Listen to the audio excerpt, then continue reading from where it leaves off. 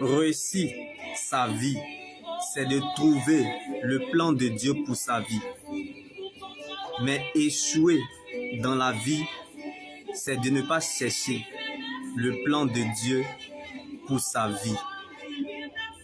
L'échec nous oriente parfois vers la meilleure destination. Donc tu peux échouer en tout et partout, mais jamais dans la présence de Dieu.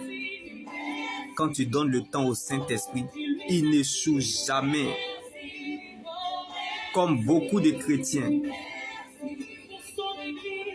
vivent dans la défaite parce que Dieu n'est plus leur priorité. Comme beaucoup de personnes ont perdu et raté la visitation de Dieu parce qu'ils refusent de perdre leur honneur, leur raison, leur dignité ou leur confort pour suivre Jésus. Il faut être fou avec les zinzins, car c'est les fous qui iront au ciel. Comme Abraham a obéi à Dieu, c'est par la foi qu'Abraham est parti sans savoir où il allait. Vous ne pouvez pas suivre Jésus et ne pas vous attendre à l'inacceptable, à l'inexplicable et à l'incompréhension. Si vous avez décidé de suivre Jésus, vous devez souffrir injustement pour la cause de Christ et au déshonneur public, car il est plus difficile de gérer la gloire de Dieu que de l'attendre. Donc si tu n'apprends pas à être un sujet d'humiliation, tu ne vas pas apprécier la gloire de Dieu quand elle viendra, car il n'y a pas de gloire sans brisement, ni de préparation. Pendant que Dieu cherche des brebis, il y a des cabris dans la bergerie. Il n'y a pas de royauté sans bergerie.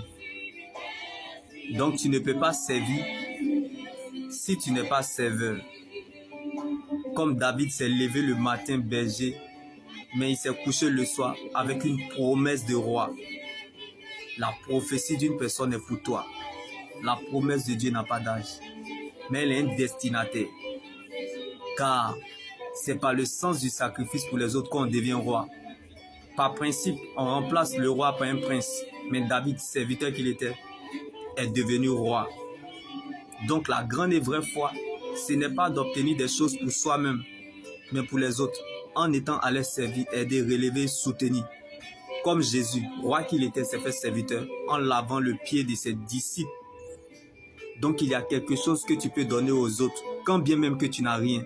La chose de Dieu qui est en toi, certainement, elle te donnera accès à ta liberté. Comme Jérémie était dans le trou, l'exhortation était toujours en mouvement. Si Dieu vous utilise pour retirer la douleur des cœurs brisés ou de donner de la joie à une âme, vous êtes plus qu'un milliardaire. Alors gardez précieusement et jalousement le don et la grâce que Dieu vous offre, car c'est là votre plus grande richesse.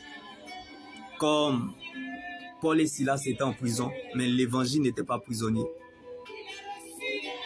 Alors ne regarde pas ton statut actuel en donnant raison au diable pour ne pas partager l'évangile de Jésus qui pourrait être sur le chemin de sauver des vies. Fais-le pour le Seigneur, car l'Éternel s'en souvient toujours de la semence que l'on fait pour son œuvre.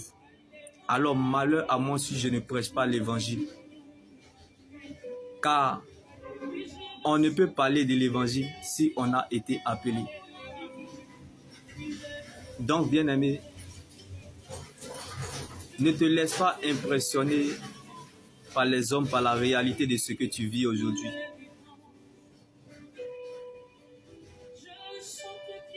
On ne peut pas, bien-aimé, aller au combat si nous ne sommes pas armés.